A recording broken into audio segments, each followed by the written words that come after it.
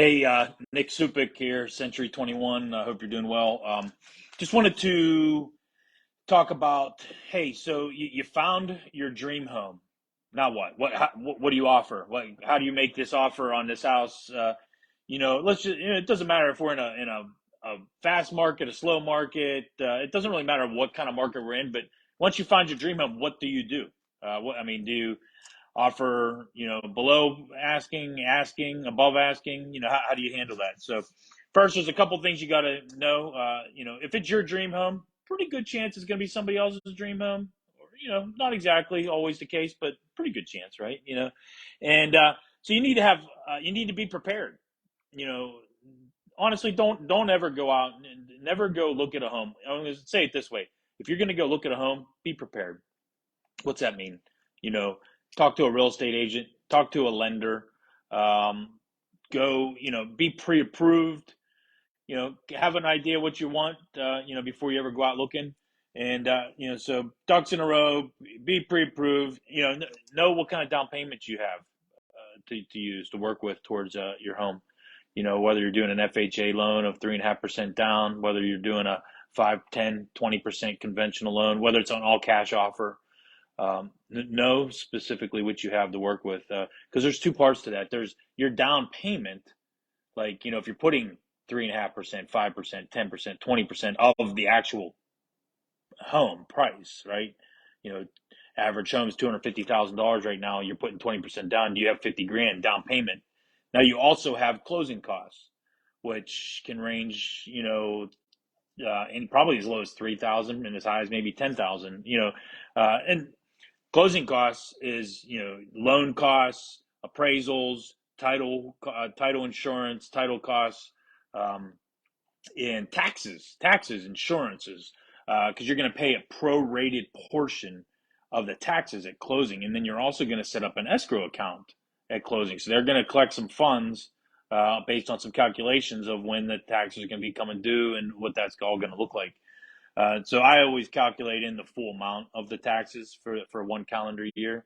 So if the taxes are $3,000, I'm going to kind of work that in there. If it's $10,000, I'm going to work that in there as your closing cost. So that can be a big variable, depending on the county and the price of the home of what that's going to look like. So okay, now again, how do we make the offer? How do we determine what to offer? So we're going to analyze the situation. We're going to analyze, hey, has this house been on the market for a couple hours?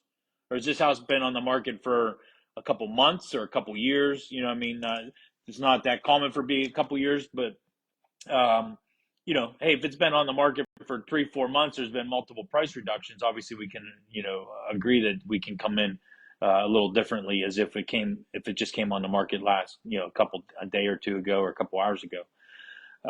And then we're going to analyze the market. We want to know what's the average list price to sales price for the area right now. Average days on market.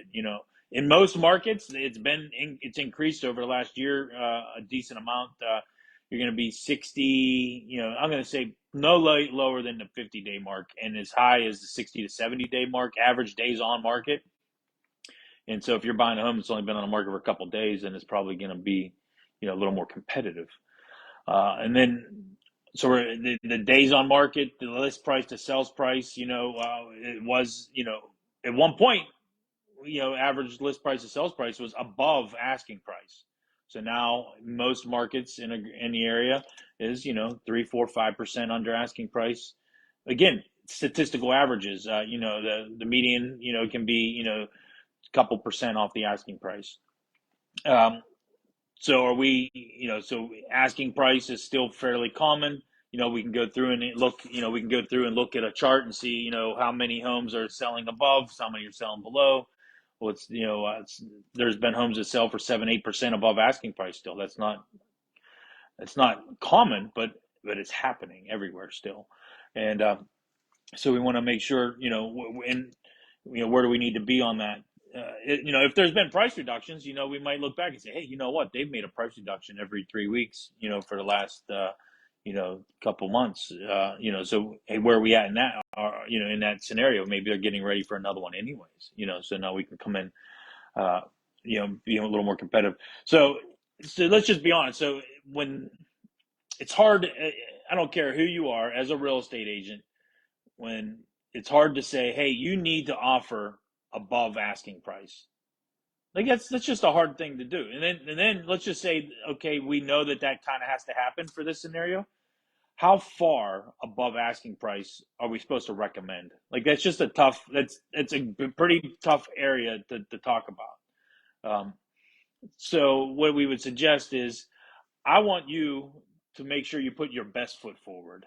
If this is your dream home, right? This is the home that you want to live in for the next multiples of years, and if you've been looking for 6 months, a year, 2 years, which is not uncommon, and you come across the right home, you're going to have to be pretty competitive in this, because you know is it worth it to actually overpay for a little bit, right? 1 or 2% at that point in time to make sure you get, the right home.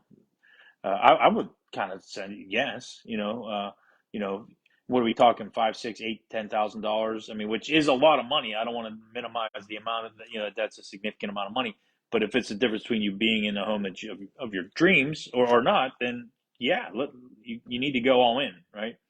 So you want to make sure you offer to a point where if somebody said, "Oh yeah, we accepted the other offer," and it was like $2,000 more, and you go, "Man, I would have did that. Oh man, I would have did that. I didn't know." So offer that, whatever that little bit more I would have done, do that. That way you don't ever want to go at the end of the day go, shoot, I would have did that. So now hit that threshold and don't go beyond that. Don't go to the point. Don't be house poor. Don't put yourself in a financial position to you make sure you're financially secure in this move. Don't ever go over where you shouldn't. So I hope this helps you. So let me go one more thing too. So inspections, when it comes to uh, making your best offer on your dream home, you don't want your dream home to turn into a nightmare home either. So you do want to make sure that you put things in the position that you're going to be happy at the end of the day. You don't want to be like, oh shoot, we should not have done this. So some people waive inspections. So as a real estate agent, I would never recommend you do that. I don't know that home any more than you do. I spent the same amount of time in that house as you did. We've reviewed the same seller's disclosures as you did. Uh, the only way to get more information is to have an independent home inspector come in and give you an independent analysis of that home and what his findings are as a professional, and get his recommendations. And then we can go, okay, hey, he's suggesting this and this and this. You know what? We're willing to bear the burden on that. We can handle that.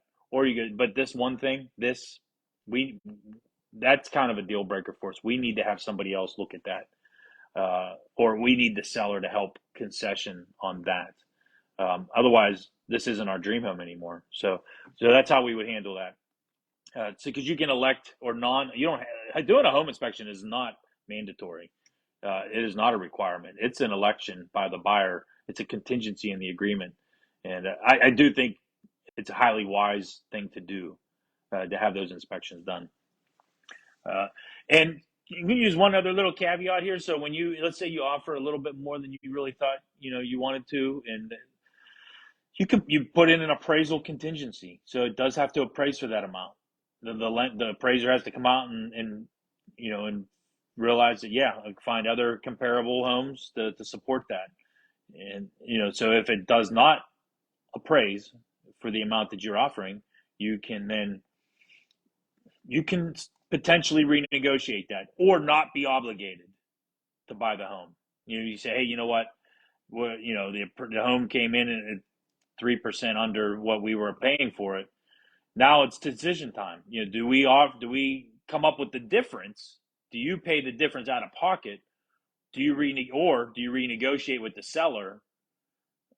Now there's always risk, because the seller says, no, I don't want it. I had other offers that would have paid that or more, or around close to that, or more than the appraised value. Now, who wants to pay more than the appraised value? So it's a pretty good argument. You say, hey, look, I really do love your home, but it's just not worth it. The appraiser says it's not worth it.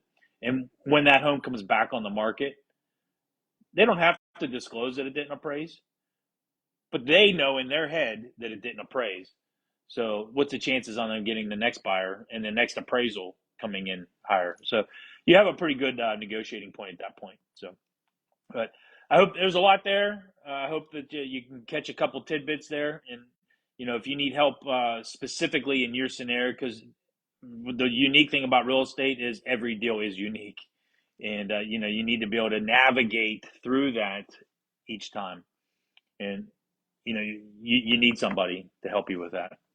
So I hope this is helpful. Hope you have a blessed day and enjoy it out there. All right. See ya.